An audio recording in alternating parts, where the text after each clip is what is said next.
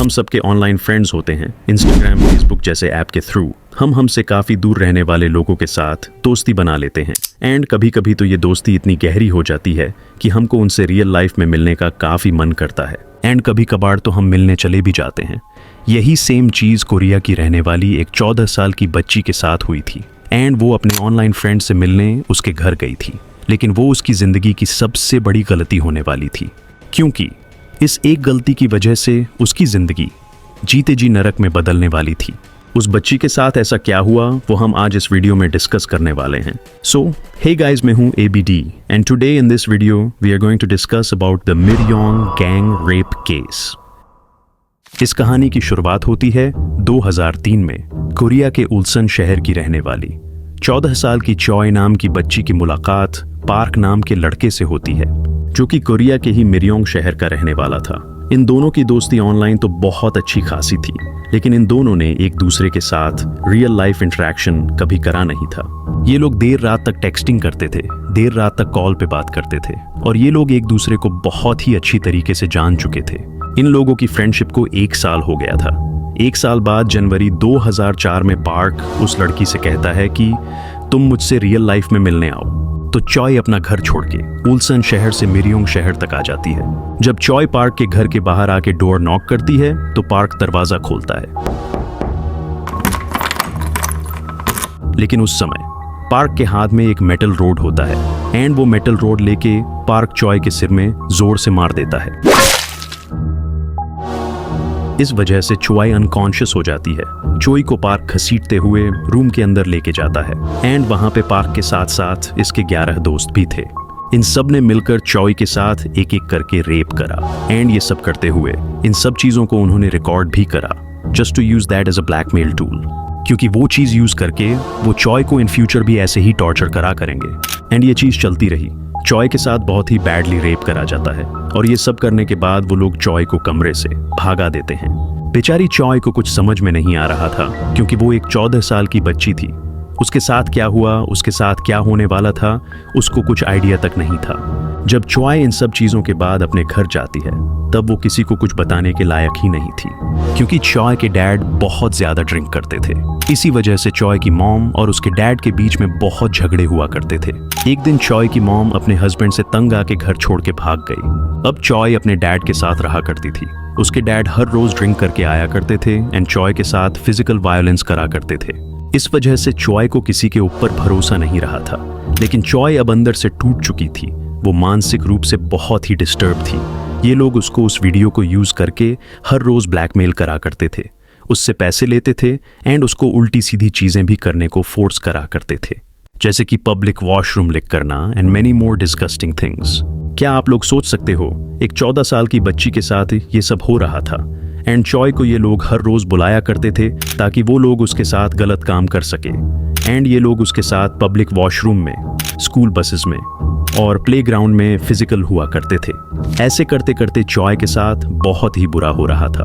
हद तो तब क्रॉस होती है कि चॉय को फोर्स करा जाता है कि वो अपनी कजिन और छोटी बहन को उनके पास लेकर आए एंड चॉय मजबूरन उनको लेकर जाती है एंड उनके साथ भी सेम वही चीज करी जाती है। उनके साथ पहले तो रेप करा जाता है एंड उनका वीडियो भी रिकॉर्ड करा जाता है एंड फिर वो लोग चॉय की बहन और उसकी कजिन को सेम तरीके से ब्लैकमेल करते हैं।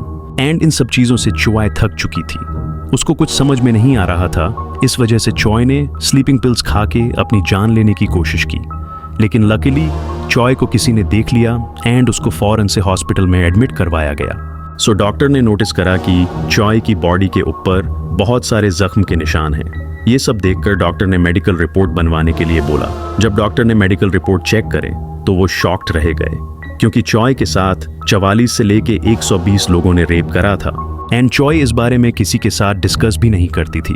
चॉय की आंट को इन सब चीजों के बारे में बताया गया। तब चॉय की आंट 25 नवंबर 2004 के दिन पुलिस कंप्लेंट रजिस्टर करवाती है। तब उसकी आंट को यह भी पता चलता है कि चॉय अकेली नहीं है। चॉय के जैसे और 5 लोगों के साथ भी उसी गैंग मेंबर्स ने गैंग रेप करा था। एंड ये सब चीजें देख के चोई और भी डिस्टर्ब हो गई। पुलिस वालों के पास कंप्लेन तो फाइल कर दिया, लेकिन पुलिस वाले जब इन्वेस्टिगेशन कर रहे थे तो चॉय के साथ बहुत ही बैड बिहेव करते हैं। पुलिस वाले चॉय से डायरेक्ट ये सवाल पूछते हैं कि क्या तुमने उन लोगों को सेटिस्फाई नहीं करा? सेटिस्फाई करा होगा इसीलिए तो उन लोगों ने तुम्हारे साथ इतना गलत करा, और तुम लोगों की वजह से मिरयोंग शहर का नाम भी बदनाम हो रहा है। तुम जैसे लोग इस शहर के लिए एक कलंक हो। ये सब बोलकर पुलिस वाले उस लड़की के साथ बहुत ही बैड बिहेव करते हैं। चॉय बहुत डर चुकी थी। वो एक फीमेल पुलिस की डिमांड करती है, लेकिन फीमेल पुलिस उसको प्रोवाइड नहीं करी जाती। मुजरिमों को आइडेंटिफाई करने के लिए चॉय को पुलिस स्टेशन बुलाया जाता है। मुजरिमों को एक कमरे में बैठाया जाता है एंड उसी कमरे में चॉय को भी बैठाया जाता है। चॉय से डायरेक्ट पूछा जाता है, क्या इसने तुम्हारे साथ रेप करा है? क्या उसने तुम्हारे साथ रेप करा है? क्या इसने तुम्हारे प्राइवेट पार्ट के अंदर ये इंसर्ट करा है? ये सारे अजीब सवाल पूछ के चॉय को मेंटली टॉर्चर करते हैं। हद तो तब क्रॉस होता है कि पुलिस वाले चॉय की इंफॉर्मेशन मीडिया में लीक कर देते हैं। इस वजह से मुजरिमों के पेरेंट्स को चॉय का पता लग जाता है एंड चॉय के पेरेंट्स के पास जाके वो लोग पैसे देके पेट्रिशन फाइल में साइन करवाने के लिए मजबूर करते हैं। चोई के बाप को कोई फर्क ही नहीं पड़ता था कि उसकी बेटी के साथ क्या हो रहा है। उन्होंने मुजरिमों के पेरेंट्स से 50 मिलियन वॉन लेके चॉय से पेट्रिशन फाइल्स पे साइन करवा दिया एंड इस वजह से उन लोगों को सजा तक नहीं मिल पाई। चॉय 120 में से 40 लोगों को तो आइडेंटिफाई कर लेती है, लेकिन उनमें से बस 10 लोगों को ही सजा दी जाती है, क्योंकि सब के सब माइनर्स थे। इस वजह से चॉय को ढंग से जस्टिस तक नहीं मिल पाया। एक छोटी सी बच्ची के साथ इतना बुरा हुआ, लेकिन उसके साथ कोई भी नहीं था। जो पैसा उन लोगों ने मुजरिमों के पेरेंट्स से लिया था, उन पैसों में से एक पैसा भी चॉय की एजुकेशन, चॉय की लाइफस्टाइल चेंज करने में इन्वेस्ट नहीं करा गया। और चॉय फिर से कॉलेज ज्वाइन करना चाहती थी, लेकिन किसी भी कॉलेज में एक रेप विक्टिम को एडमिशन देने से मना कर दिया। इस वजह से चॉय की एजुकेशन भी बीच में रुक गई। एंड कोरिया में ऐसा रूल है, अगर एजुकेशन कंप्लीट नहीं है तो किसी को भी नौकरी देना वहां पर माना है। इसी वजह से चॉय को ढंग की नौकरी भी नहीं मिलती एंड वो फाइनेंशियली, मेंटली टूट जाती है।